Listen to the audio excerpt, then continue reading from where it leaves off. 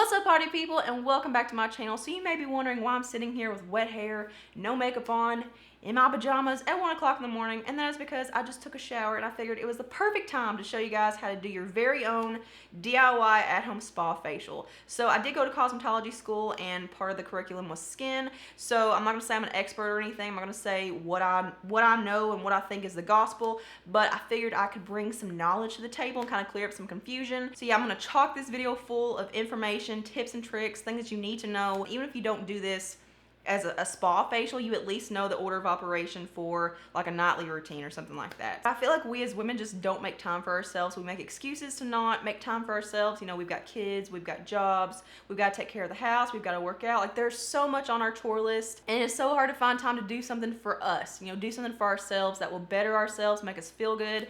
And just doing this one time a week is all you need. Set aside one night, just focus on you, just focus on your relaxation time, just unwind. Okay, so before we get started, I guess I'm gonna go ahead and kind of go over some of the essentials that you're gonna need. So if you wanna do this with me, you can kind of get everything out, pause the video when you need to, and do the facial right here with me. So you're gonna need some makeup remover, some cleanser, exfoliator, toner, maybe a facial steamer, or I'll give you some alternatives to that, facial masks, moisturizers, serums, eye creams, oils, whatever you decide to use in your routine. So step number one is to remove your makeup. This is essential. Do not put any kind of skincare products on your face with makeup on. If you have any speck of makeup on before you do any of these things, it's just going to get pushed deeper into your pores. It's going to clog them. It's going to cause acne. It's going to cause bacteria. It's just going to be a mess. So make sure that you remove your makeup. That is essential. So obviously I don't have any makeup on right now, and I have done a few of the steps, so I'm good. So my favorite products to use to remove my makeup are cold cream and some makeup wipes. So step number two, and I kind of throw these together, I call this double cleansing, but step number two is to actually cleanse your face. So we've got to get rid of all that makeup, every speck of foundation and blush and bronzer and all those layers on your face. They gotta go. Now, obviously what cleanser you decide to use, and pretty much all these products, it's going to depend on your skin type. I'm just showing you guys what I use. Guess I should probably mention I do have normal oily skin, but my skin is actually pretty normalized. It's pretty balanced because I do take care of my skin. And that's another thing I want to point out, is that when you have dry skin or super oily skin, there's an imbalance. So it's kind of on either side of the spectrum. So if you have dry skin, your skin is dehydrated, it's not producing enough oil. If you have oily skin, your skin is producing too much oil, which it's kind of dehydrated too, because your skin's overproducing oil to compensate for what you're not giving it. Because most of the time people with oily skin actually don't moisturize enough. They think, oh, my skin's it's already producing enough, it doesn't need any more oil, I don't want to be a grease ball. But actually, when you give your skin more moisture and more hydration, your skin will produce less oil, so in turn it'll balance your skin out, and you'll kind of be in the middle of the spectrum instead of on either side. So if you have oily, acne prone skin, I highly recommend this one. So this is the Pore, or Pore, I call it Pore, Deep Pore Charcoal Cleanser. This stuff works amazingly. Now if you have dry skin, it will dry your skin out, so I wouldn't use this unless you have combination or oily skin, but like I said, just use whatever works for you. And alongside using a cleanser, I do use some kind of tool to really deep clean, because just rubbing your hands over your face doesn't always deep clean. So sometimes you need a tool to actually get in there and just kind of dig everything out. So you can use a Clarisonic. Those are very effective. I've got one, but honestly I just don't buy the heads often enough, so they just kind of stop working for me. And I feel like when I use it too much, like if I do it too consistently, I actually stop seeing results from it. So right now I'm kind of in a break phase right now.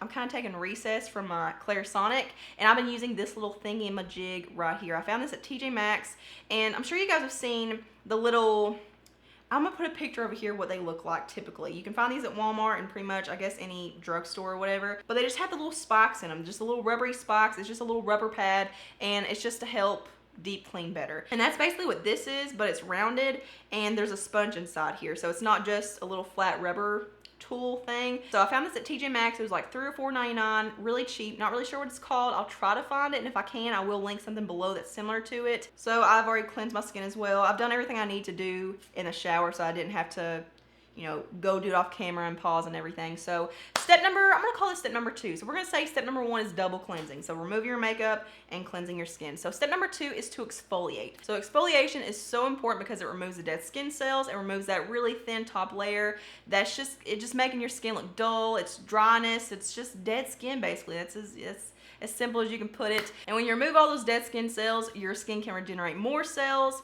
and better, fresher, healthier, more hydrated skin. And this will also help for all the skincare products that you put on top, like your moisturizers and toners and stuff like that. It'll help those penetrate deeper because they're actually going on to the skin that's alive, so to speak, because the top layer, that's dead. So we need to slough that off. And there are physical exfoliants and chemical exfoliants. Physical exfoliants basically just target the outermost, like the top layer of your skin. So it's basically anything that has like a grainy, salty kind of texture. But you do want to be careful with physical exfoliants because they can actually cause little micro tears in the skin if you use them too much. So you don't want to use those more than like once a week. So the one I'm using right now, and this isn't my favorite or anything, I just kind of bounce back and forth, but I'm using the Formula 1006 One Smooth Operator Pore Clearing Face Scrub with zinc, oat, and pumice.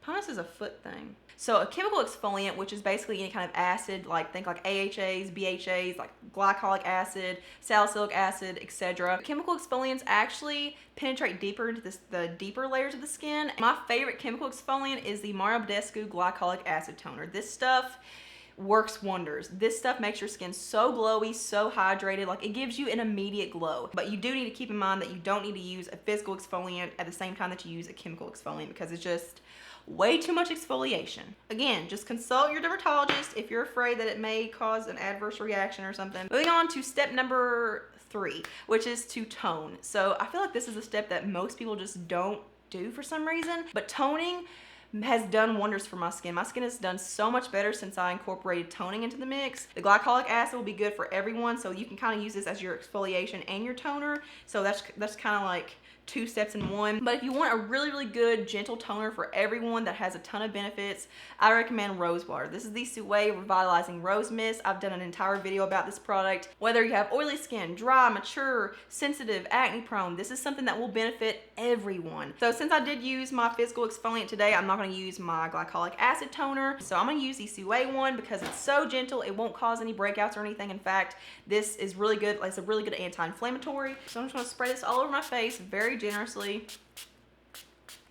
Spray it on my neck as well, and I basically drench myself in this. And this is something you can use morning and night. You can use this throughout the day with makeup on. Like, it's seriously the most amazing product. So that brings me to another tip, and I'm gonna get into this in the end when I go over like a generalized tips and tricks section. But make sure that everything that you do has time to absorb and has time to set. So toning is going to remove the excess makeup. If you got any residue left behind, dirt, debris, it's going to kind of unclog your pores even more and just kind of restore the pH in your skin, because with using cleansers and everything, it just messes up. It puts our pH all out of whack. So toners just kind of bring it back down to a neutralized state. So I'm gonna go ahead and tap that rose water into my skin. Another thing, make sure your hands are clean before you start doing this. You don't want to mess with your skin or touch your face with sweaty hands that have been touching everything, because it's just gonna cause breakouts and spread bacteria to your face, and you don't want that. So my hands are clean, just want to point that out. But this is going to improve the blood circulation in your skin. So if you ever wondered why massaging is so important and why they tell you to do it with your skincare products like at home,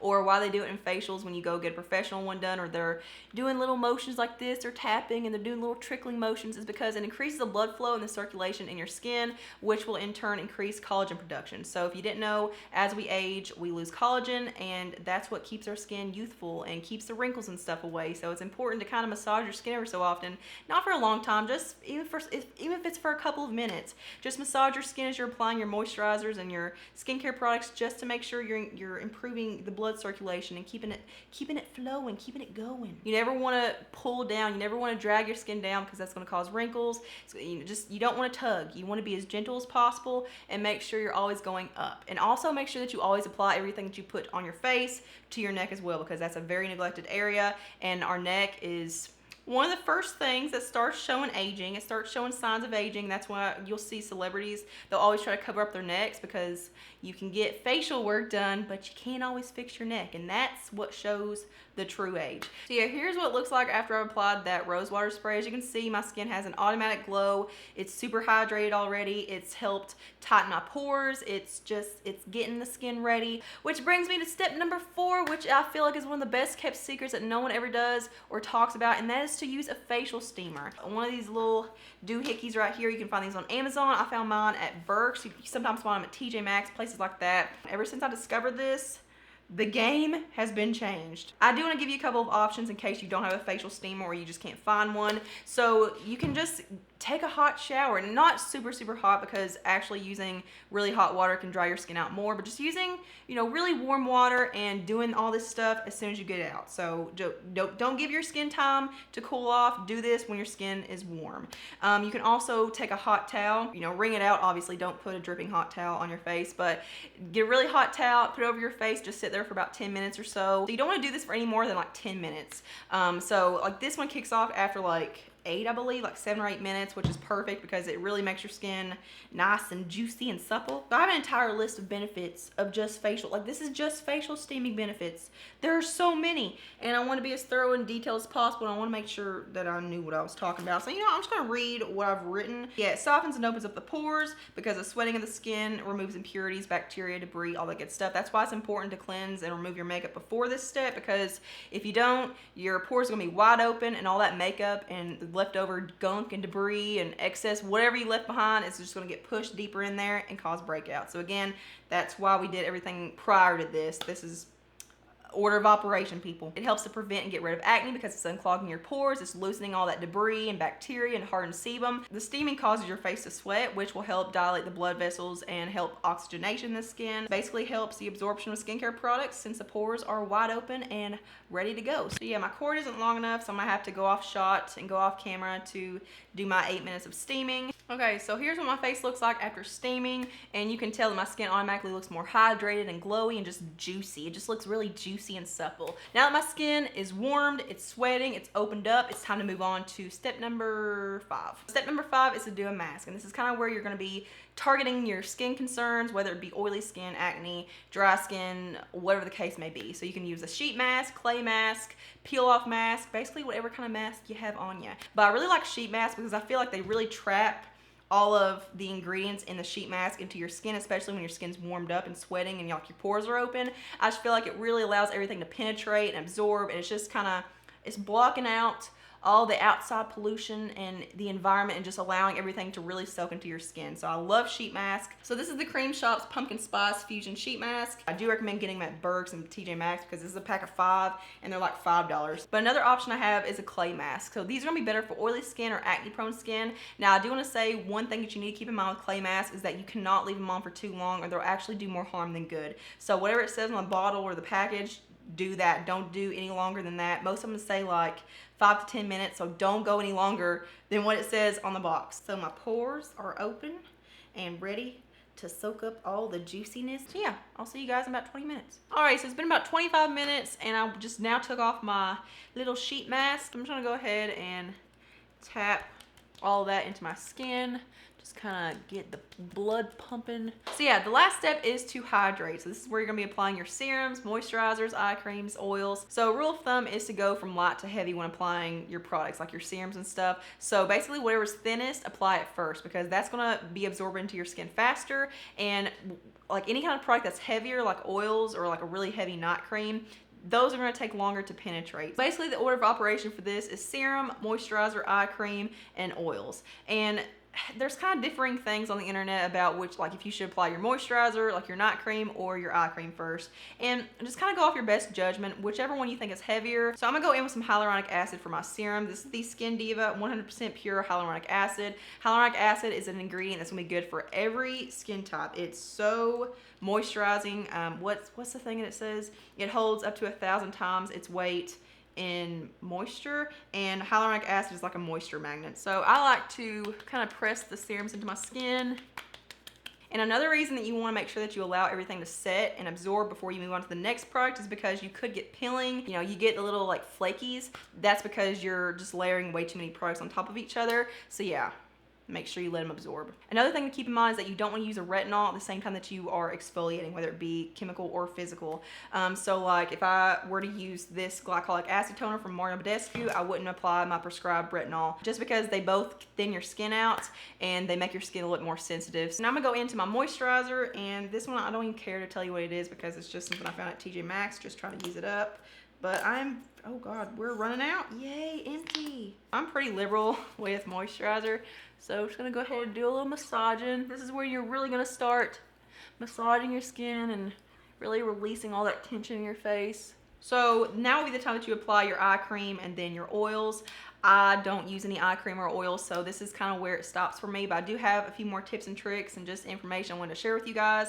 So another thing to keep in mind is that this is something you should do at night, because at night your skin is in repair mode. You should not do this during the day because some of these products will thin that top layer out, especially like exfoliation, where you're getting rid of that very top outermost surface. So do this at night, and they actually say that it's either between 9 and 11 or 9 and 12 at night. That's the best time to do a facial or to put any kind of skincare products on, because this is the time when, like I said, your skin is in repair mode and it's regenerating new cells. Another thing I want to talk about is over cleansing. I feel like we've been told all these years to cleanse twice a day. It says even on the bottles of cleansers to cleanse twice a day, morning and night. And I personally don't do this. I only cleanse once a day. That's because I feel like for my skin, and like I said, my skin is oily, but I feel like it's very balanced. I don't feel like I need to over cleanse. I don't feel like I need to cleanse twice a day, because I really don't feel like we do enough to our skin in our sleep at night that we need to cleanse in the morning. So sometimes just washing your face off with cold water in the morning, or just going in with a toner, just removing any excess product from the night before, is all you need to do. And also, washing your skin can dry your skin out way too much. It dehydrates your skin, especially if it has sulfates in it, which is what makes your cleanser suds up. If you have dry skin, you do want to avoid cleansers with sulfates in them so that it doesn't dry your skin out anymore. And obviously this will depend on the person and the skin type. You may be super oily and you may sweat a lot in your sleep or produce a lot of oil. You may wake up with like a grease ball face. Another thing to keep in mind is that you do not need to exfoliate in the morning. Never exfoliate in the morning, because you're removing that outermost protective barrier, which protects your skin from the harsh environment and the sun and air pollution and all that bad stuff. So yeah, only exfoliate at night. And you also want to make sure that you change your pillowcase about every 2 days. So kind of flip it front and back and then change it out. And you definitely want to make sure that you change your pillowcase like the night that you do your facial routine, because your pores are open, your skin's been warmed up, so it's going to be very susceptible to bacteria. And if there's any leftover bacteria on your pillowcase, then it's just going to get all soaked up into your skin. So you don't want to do that. So make sure you go change your pillowcase before you go to sleep tonight. And that is pretty much it. So I hope you guys enjoyed this video and found it helpful and informational. Thank you all so much for watching. Make sure you give this video a thumbs up if you enjoyed it. Subscribe to my channel, have a little button right down there in the corner. Hit the notification bell to be notified of all my videos. And when you do that, comment below #partypeople to become part of my Party People squad. And I'll see you guys in the next one. Mwah.